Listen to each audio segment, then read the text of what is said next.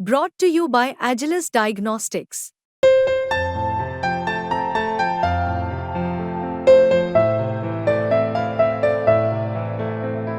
Agilus Diagnostics. कहा जा रहा है कि कोई शक शुबा ही नहीं है कि Congress, national conference, panther party और सीपीएम का गठबंधन बीजेपी से आगे है। सिर्फ आगे नहीं है, बहुत आगे है। तो फिर ऐसी खबरें क्यों फैलाई जा रही है, या इन खबरों में वाकई में कोई दम है? देखिए, किसी भी दुश्मन का, जो पॉलिटिकल दुश्मन होता है, उसको कमज़ोर मानकर नहीं चलना चाहिए। और चुनाव बड़ा डाइसी होता है, कब चुनाव पलट जाए, या वोटर के अंदर की बात कोई भी पॉलिटिकल पार्टी गारंटी के साथ नहीं कह सकती, वो समझती है। तो इस हिसाब से जैसे जम्मू कश्मीर से स्टार्ट करते हैं। जम्मू कश्मीर में 90 सीटें हैं, जीत के लिए 46 सीटें चाहिए। बीजेपी ने इस बार 3, 4, 5 नई चीज़ें की। एक एससी एसटी का आरक्षण, जिसका उनको लगता है कि फ़ायदा होगा। 9 और 6 कुल मिलाकर 15 सीटें हैं। दूसरा, डिलिमिटेशन, बहुत सी सीटें रीडिफ़ाइन की गई। उसमें से जैसे जम्मू इलाके की सीटें हैं, उनको इस ढंग से रीडिफ़ाइन किया गया ताकि बीजेपी की जीत की संभावना बढ़ सके। तीसरा काम जो बीजेपी ने किया कि डिलिमिटेशन के बाद जम्मू की सीटें बढ़ गई हैं पहले के मुकाबले, घाटी की सीटें कम बढ़ी पहले के मुकाबले।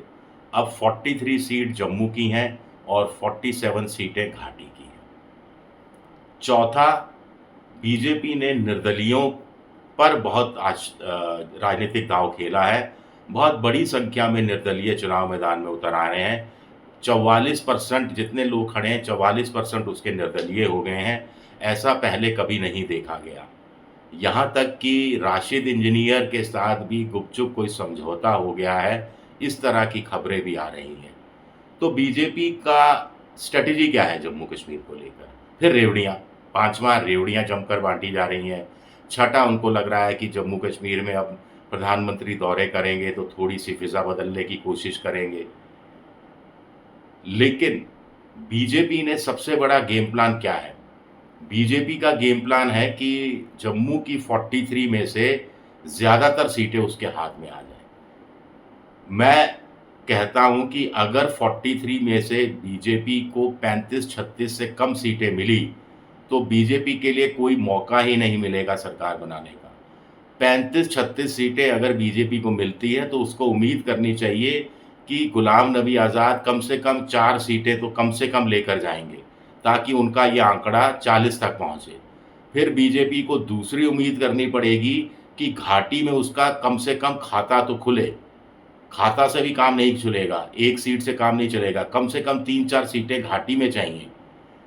अगर 3-4 सीटें घाटी में आ गई, जो असंभव जैसा अभी लगता है, तो भी बीजेपी 44, 43, 44 पर पहुँचेगी और बहुमत के लिए 2-3 सीटें और चाहिए होंगी। अब निर्दलीय कितना साथ देंगे, कितना नहीं देंगे, ये सब तब निर्भर करेगा जब वहाँ त्रिशंकु विधानसभा की सीट होगी, की स्थिति बनेगी। लेकिन अब गठबंधन की बात करें, 47 सीटें घाटी में हैं। गठबंधन को 47 में से नेशनल कॉन्फ्रेंस कम से कम कहा जा रहा है कि 20-22 सीटें जीतने की स्थिति में होनी चाहिए, या उससे भी ज़्यादा सीटें जीतने की स्थिति में होनी चाहिए, और कांग्रेस के खाते में भी कुछ सीटें आनी चाहिए, और ताकि ये आंकड़ा करीब-करीब 25 और 10, 35 तक पहुंच जाए। और जम्मू के अंदर 43 सीटों में कांग्रेस के खाते में 10-12 सीटें कम से कम जानी चाहिए, ताकि फिर एक कम्युनिस्ट पार्टी की सीट है, ताकि कुल गणित 50 के आसपास पहुंच जाए, 50 पार कर जाए, जो आज की तारीख में मेरे हिसाब से थोड़ा संभव नज़र आता है। क्योंकि उमर अब्दुल्ला वगैरह ने पूरा एक नैरेटिव बना दिया है कि ये जो निर्दलीय हैं, ये बीजेपी के खड़े हुए हैं। बीजेपी ने घाटी में बहुत सारी सीटें छोड़ दी हैं, 28 सीटों पर वो चुनाव ही नहीं लड़ रही है। क्यों नहीं लड़ रही? इसका मकसद साफ है कि वो निर्दलियों के भरोसे है। दूसरा, जहाँ वो चुनाव लड़ रही है, वहाँ पर इस तरह के कैंडिडेट दिए गए हैं जो निर्दलियों को मजबूत बनाने का काम करें। बहुत से कार्यकर्ता घाटी के बीजेपी के इस वजह से नाराज भी हो गए हैं और उमर अब्दुल्ला कह रहे हैं कि निर्दलीय को वोट देने का मतलब बीजेपी को वोट देना है। अगर कश्मीर घाटी में ये उमर अब्दुल्ला का नैरेटिव चल जाता है, ये परसेप्शन बन जाता है जनता के बीच में, तो बीजेपी के लिए जम्मू कश्मीर अभी भी लगभग असंभव है। अगर ऐसा नैरेटिव बन गया तो पूरी तरह से असंभव हो जाएगा।